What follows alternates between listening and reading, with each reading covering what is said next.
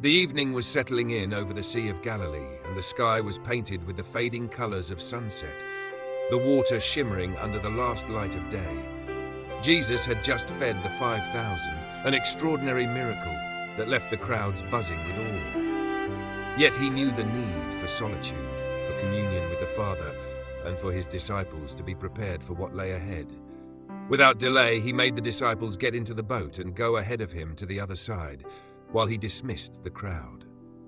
There was a firmness in his instruction. This was not a casual suggestion, but a deliberate sending. When the crowds had dispersed, Jesus went up on a mountainside by himself to pray.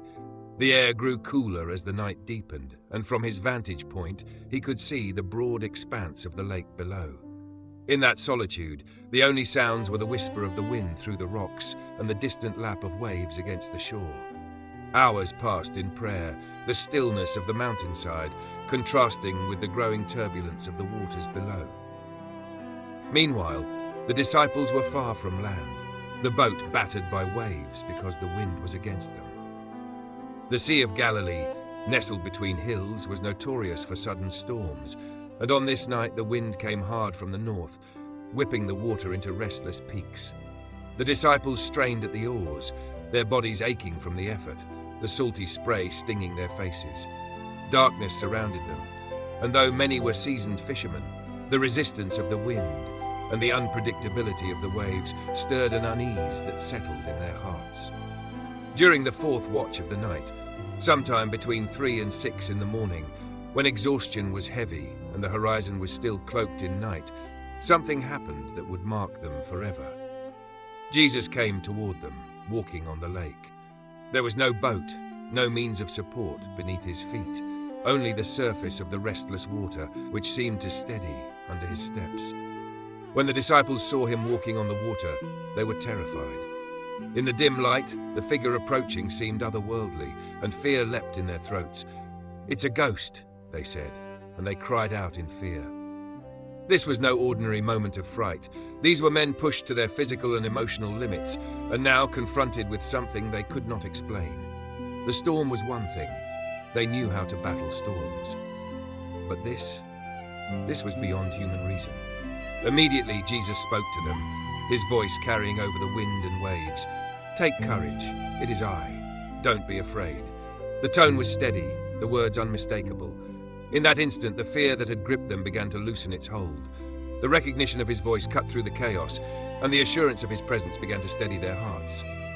Peter, always the one to step forward, called out to him, "Lord, if it's you, tell me to come to you on the water." It was a bold request, born not only of curiosity but of a desire to be where Jesus was, even if it meant stepping into the impossible. And Jesus said, "Come." Just one word, but it carried with it the same authority that had calmed seas, healed the sick, and multiplied bread. Peter climbed out of the boat. The wind still howled, the waves still rolled, but under his feet the water held. His eyes fixed on Jesus, he walked on the surface, each step a defiance of the natural order, each moment a living testimony that faith in Christ could carry him where no human effort could. But the wind did not stop. The spray hit his face, the waves rose around him, and Peter's focus wavered. He saw the strength of the wind, felt the threat of the storm, and doubt took hold. In that moment, the weight of reality crashed in, and he began to sink. "Lord, save me," he cried, desperation in every syllable. Immediately, Jesus reached out his hand and caught him. The grip was firm, the rescue swift. "You of little faith," he said, "why did you doubt?" There was no harshness in his tone, only the probing question of a teacher guiding his disciple to see the truth, that the power to stand was never in Peter's ability, but in his trust in the one who called him. When they climbed into the boat, the wind died down. The sudden calm was almost startling after the chaos of moments before. The waves settled into gentle ripples, the air grew still, and an awe greater than the storm itself filled the disciples. They worshipped him, saying, "Truly, you are the Son of God." This night on the Sea of Galilee was not only about the miracle of walking on water, it was about the presence of Jesus in the midst of fear, the call to trust beyond what is visible, and the reality that even in moments of faltering faith, his hand is quick to save. It was about the revelation that the one who commands the winds and waves is worthy not only of obedience, but of worship. For the disciples, this moment would remain etched in their memory, not simply as a story of supernatural power, but as a personal encounter with the one who could step into their struggle and bring peace.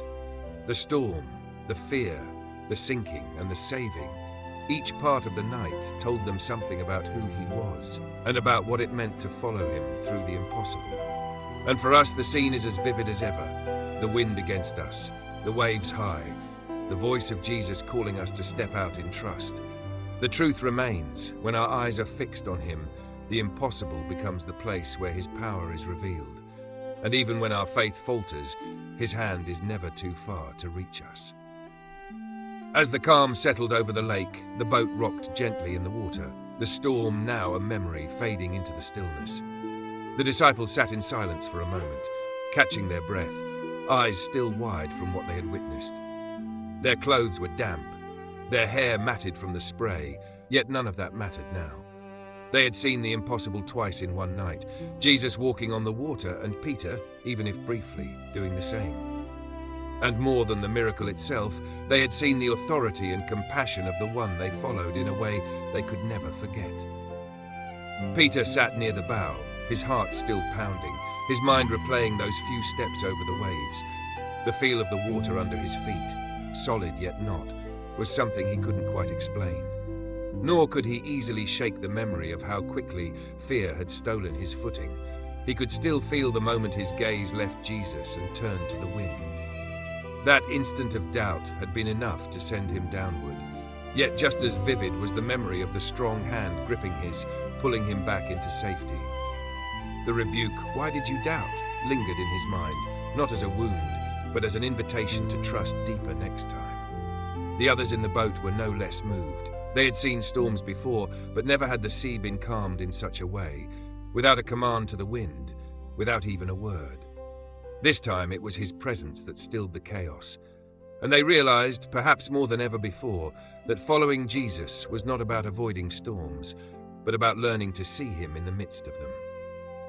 The journey across the lake continued under a moonlit sky.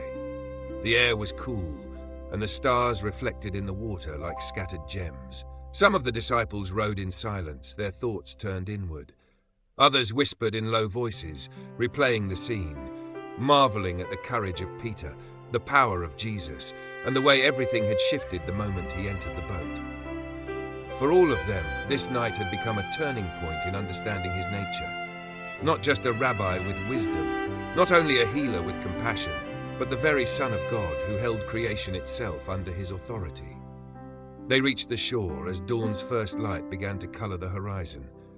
The early morning mist hung low over the water, and the outlines of the hills came into view.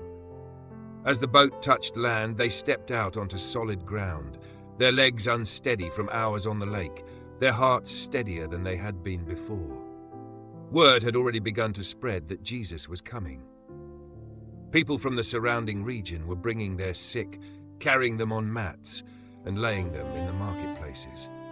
Wherever he went, villages, towns, or countryside, they placed the sick in the streets and begged him to let them touch even the edge of his cloak, and all who touched it were healed. The disciples watched these scenes unfold, still carrying the memory of the night's events.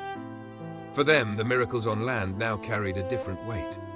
They knew that the same voice that told Peter, "Come," and the same hand that pulled him from the waves was at work in every healing, every restored life. There was a depth to their worship now, born not only from witnessing his power, but from experiencing his rescue firsthand. Peter especially walked with a new awareness. He had faced the truth of his own limits, felt the cold pull of the water, and been lifted by grace. He knew that faith was not simply bold words or strong intentions, but a steady gaze fixed on Jesus. And he also knew that even when that gaze faltered, Jesus was faithful to reach out. That knowledge would stay with him through trials yet to come, shaping the man he would become. The storm, the walking on water, the rescue, these were not events to be tucked away as private memories. They were testimonies to be shared, reminders to each of them of who they followed and why. They had seen that obedience to his word, even when it made no sense, could lead them into the miraculous. They had also learned that the storms of life, whether on the sea or in the heart, could be faced without fear when he was present. For those who heard the story later, it became more than just an account of a miraculous night. It became a picture of the Christian life, a journey across uncertain waters, a call to step out in faith, the temptation to focus on the wind, the rescue of the Saviour's hand. It was a story that would encourage believers for generations to keep their eyes on Jesus, to trust his word, and to know that even when faith falters, his grip is sure. In the years ahead, each disciple would face moments when the wind seemed too strong and the waves too high. Persecution, doubt, and hardship would test their faith again and again. And perhaps, in those moments, their minds would drift back to that night on the Sea of Galilee, when the Son of God came walking toward them in the midst of a storm, and proved that no force of nature, no chaos of life could stand against his presence. The lesson was clear and enduring. The call of Jesus is not dependent on calm waters. It comes in the storm, in the darkness, in the hours when strength is spent and hope feels distant. It comes with the invitation to trust, not in our ability to walk on water, but in his ability to hold us up. And when we answer that call, we find that the very waves that threaten to sink us can become the path on which we meet him more deeply. Even now, the story speaks. It speaks to the weary soul straining at the oars, to the heart gripped by fear at what it cannot control, to the believer who has stepped out in faith and suddenly feels the pull of the water. It speaks with the same voice that broke through the disciples' fear. Take courage. It is I. Don't be afraid. And in hearing it, we are reminded that the one who walks on water still calls us to trust him, still reaches out his hand, and still climbs into the boat with us until the wind dies down and peace returns. The journey may not be without storms, but with him, it will never be without hope. The days after that night brought a rhythm of ministry that was both exhausting and exhilarating. Jesus and his disciples moved from place to place along the Galilean countryside, teaching in synagogues, speaking to crowds in open fields, and healing the sick in marketplaces. Yet for the disciples, everything felt different now. It wasn't just that they had seen another miracle, they had lived inside it. The experience of that storm, the walk on the waves, and the sudden calm had planted something deep in their hearts. It was as if they had glimpsed the reality of the kingdom of God breaking into their everyday world, tangible and unstoppable. Peter often found his thoughts drifting back to the moment Jesus said, "Come." He could recall the tone, firm yet inviting, carrying no hint of doubt. He thought about how quickly he had obeyed, the rush of adrenaline as he stepped over the edge of the boat, the sensation of being held up by something unseen. He thought too about the wind in his face, the moment fear took over and the sinking began. It was impossible not to feel both humbled and grateful, humbled by his weakness, grateful for the hand that had caught him. The other disciples had their own reflections. For John, the image of Jesus walking toward them in the midst of the storm remained a source of comfort. He had seen the same Jesus heal strangers and speak with authority, but that night revealed something personal. Jesus was not distant in trouble, he came near. For Thomas, the event became a silent wrestling ground. He could not deny what he had seen, yet his mind constantly sought to understand how it was possible. Andrew, always observant, thought about the way the storm itself had seemed to yield to Jesus' presence without resistance. Their conversations about it were not frequent, but when they did speak of it, there was a shared sense that it had been more than a miracle. It had been a message. Jesus had not calmed the storm before calling Peter out of the boat. He had called him into the storm to walk with him. It was a lesson about faith that cut across all their personalities and experiences. One afternoon, as they traveled along the shoreline, they passed a group of fishermen mending their nets. The men recognized some of the disciples and called out, asking if it was true that Peter had walked on the sea. Peter's answer was simple: "Only as long as I kept my eyes on him." The fishermen laughed in disbelief, shaking their heads as if unsure whether to take the story seriously. But those who had been in the boat knew it was more than a fisherman's tale. It was a testimony. At night, when the campfires burned low and the sounds of the day faded, Peter would sometimes lie awake under the stars, feeling the weight of that question Jesus had asked him. Why did you doubt? He realized that doubt had not been about Jesus' ability, it had been about his own vulnerability. The wind had reminded him of his limitations, and in focusing on them, he had lost sight of the one who was greater than the storm. As the days passed, new challenges arose. Crowds pressed in so tightly that there was barely room to move. Religious leaders questioned Jesus at every turn, trying to trap him in his words. There were moments of joy, lives transformed by healing, hearts opened by his teaching, and moments of tension, when the opposition felt like another storm brewing on the horizon. Through it all, the memory of the water held steady in the disciples' minds, like an anchor. One evening, after a long day of ministry, Jesus and the disciples found themselves again near the lake.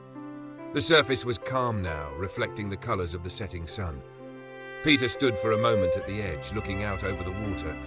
He could almost trace the invisible path where he had once walked.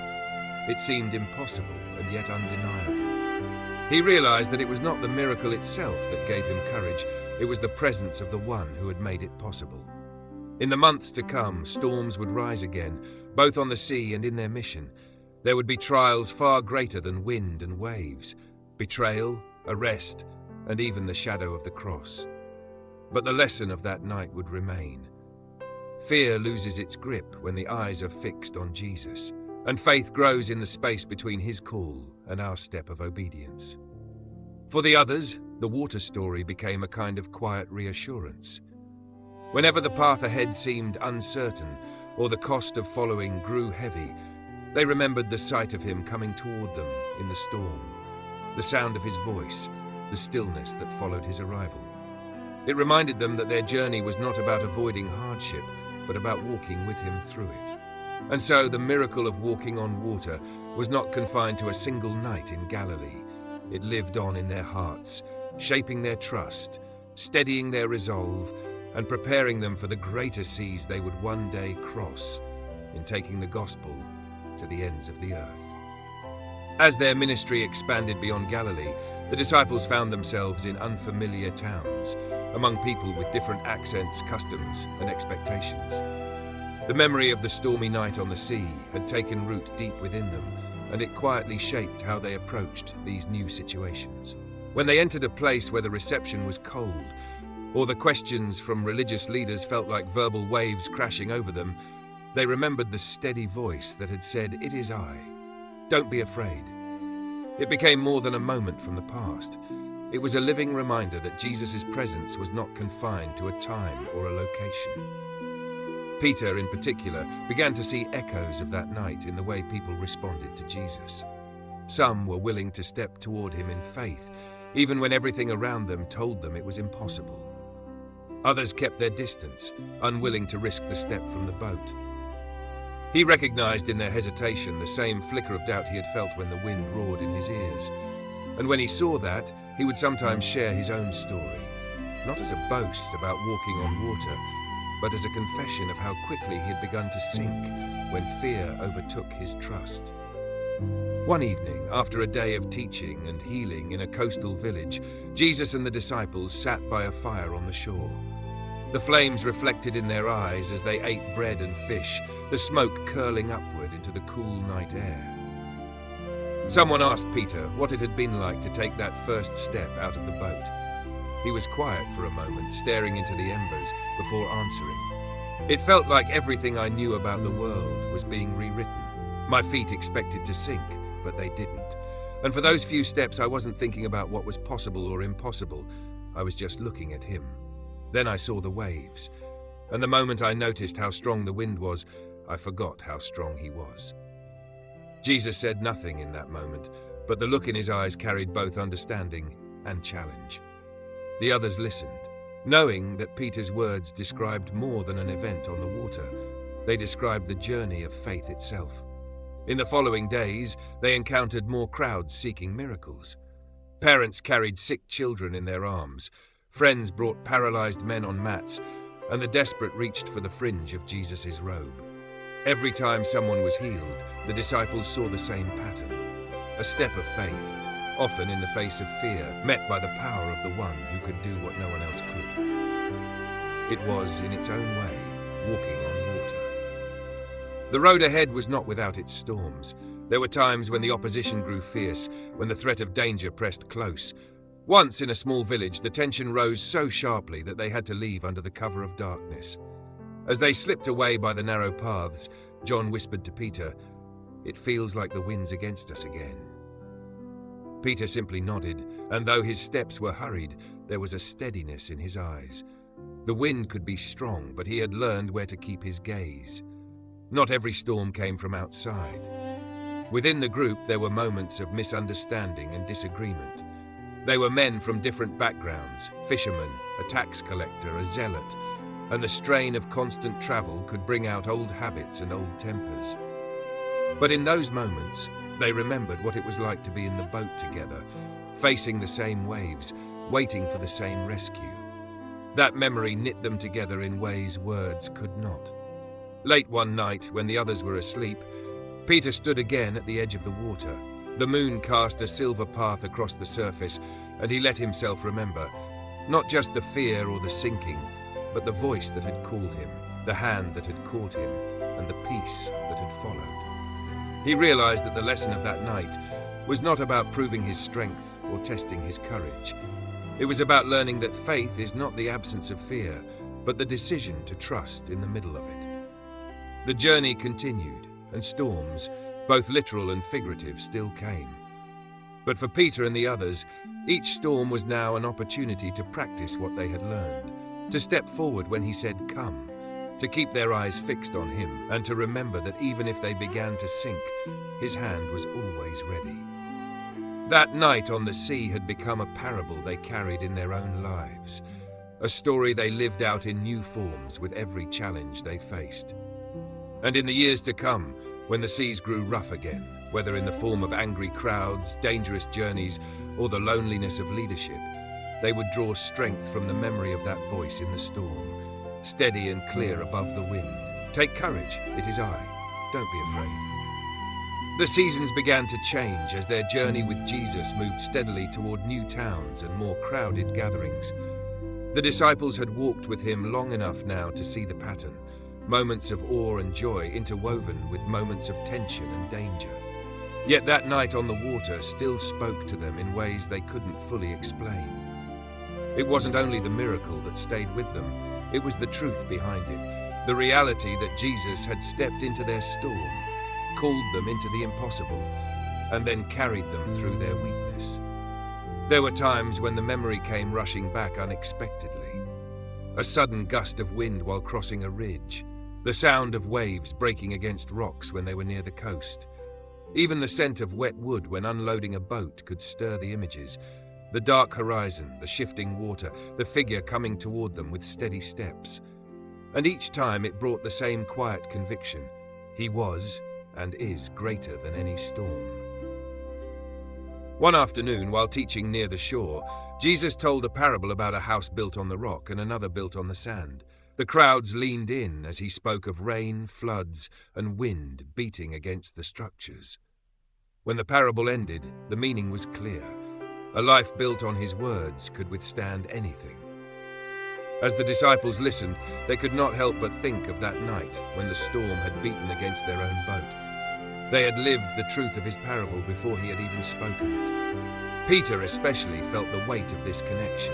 He remembered how quickly his footing had vanished when his attention shifted from Jesus to the storm. That memory made the image of the rock even stronger in his mind. If a man could walk on water when his trust was in Jesus, then surely a life built on his teaching could stand through anything. Travel was never easy. The roads were rough, the nights often cold, and provisions sometimes scarce. Yet these hardships seemed lighter compared to the certainty of his presence. There were days when they went hungry, but they had seen him feed thousands from almost nothing. There were days when tempers rose, but they had seen him speak peace into chaos. And there were days when danger was close, but they had seen him walk unhindered over the very elements that threatened their lives. As they moved through one fishing town, a small group of sailors approached them, recognizing Jesus from a distance. They had heard the story of the night on the lake and wanted to know if it was true. Peter told it plainly, not embellishing, not hiding his moment of doubt. He spoke of the call to step out, the reality of fear, and the rescue that came in the grip of Jesus' hand. When he finished, the sailors were quiet. Then one of them said, "I've been in storms my whole life, but I've never thought to look for someone coming toward me in the middle of one." Peter smiled faintly. "You will, once you know who he is." Even in quieter seasons, the lesson stayed alive. When the days were calm, they remembered that storms could rise at any time. And when the storms did come, whether in weather, in conflict, or in the uncertainty of their mission, they remembered that stepping forward in faith was always worth more than clinging to the safety of the boat. At night, when the stars shone over the open fields where they rested, they sometimes spoke in low voices about what it meant to follow him. For all the signs and wonders they had seen, the heart of it was trust. Trust when the crowd was cheering, and trust when the path was lonely. Trust when the waters were still, and trust when the waves were high. The story of walking on water was no longer just theirs. It had become a living example they carried into every village, every conversation, every teaching moment. And as the months passed, they began to see that the call to come was not limited to a step on the lake. It was the constant invitation of Jesus to move toward him, whatever the circumstance. They knew more storms would come, but they also knew that the one who had walked across the waves toward them that night would never fail to meet them again, no matter how fierce the wind or how deep the water. That assurance was enough to keep them moving forward, one step at a time, toward whatever lay ahead. The day eventually came when they crossed the Sea of Galilee again under a clear, open sky. The wind was light, the water calm, and the sun poured gold across the rippling surface. The disciples worked the oars with an easy rhythm, the air filled with the sound of water lapping against the hull. Yet beneath the calm, the memory of another crossing lingered. Every stroke was a reminder that the sea could be peaceful one moment and raging the next, and that both conditions could hold lessons if they were walking with him. They had long since stopped seeing that night on the water as a strange, isolated event. Instead, it had become a picture of what following Jesus truly meant. It was not about having perfect faith all the time, nor about avoiding situations where the wind pressed hard against them. It was about keeping their eyes on the one who called them forward, trusting that his presence was enough to make even the most impossible paths firm under their feet. In quiet moments, Peter would still replay the sound of Jesus' voice, steady over the roar of the wind. "Take courage. It is I. Don't be afraid."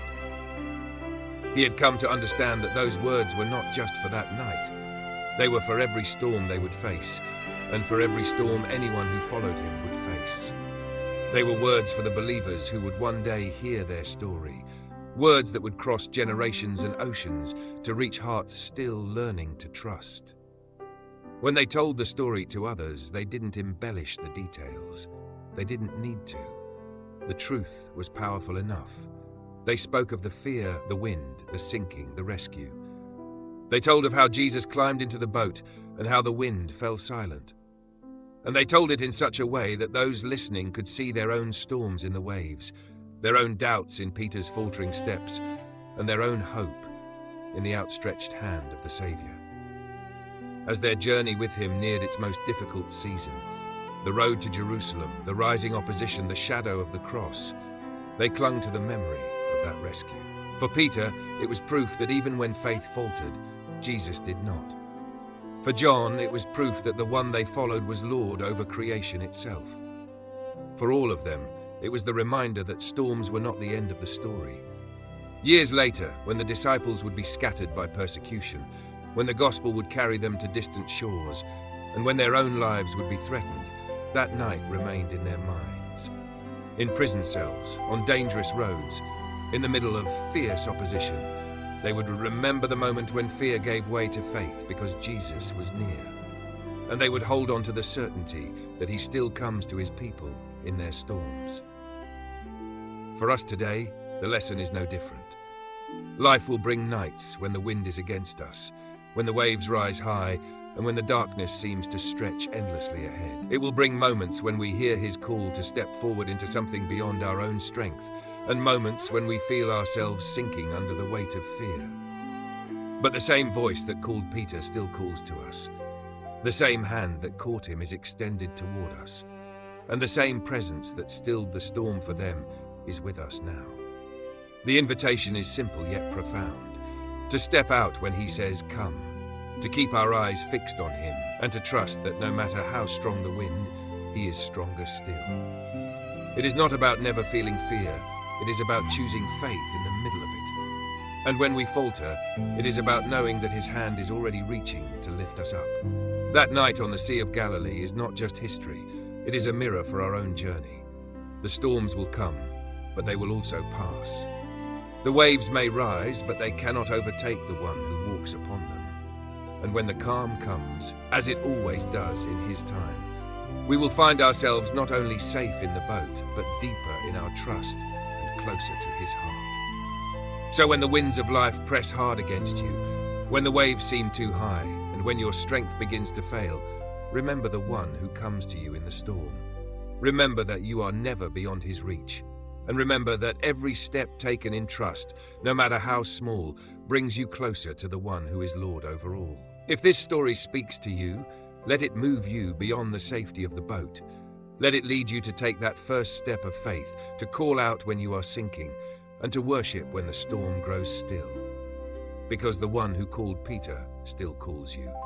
And the question is the same now as it was then. Will you trust him enough to come?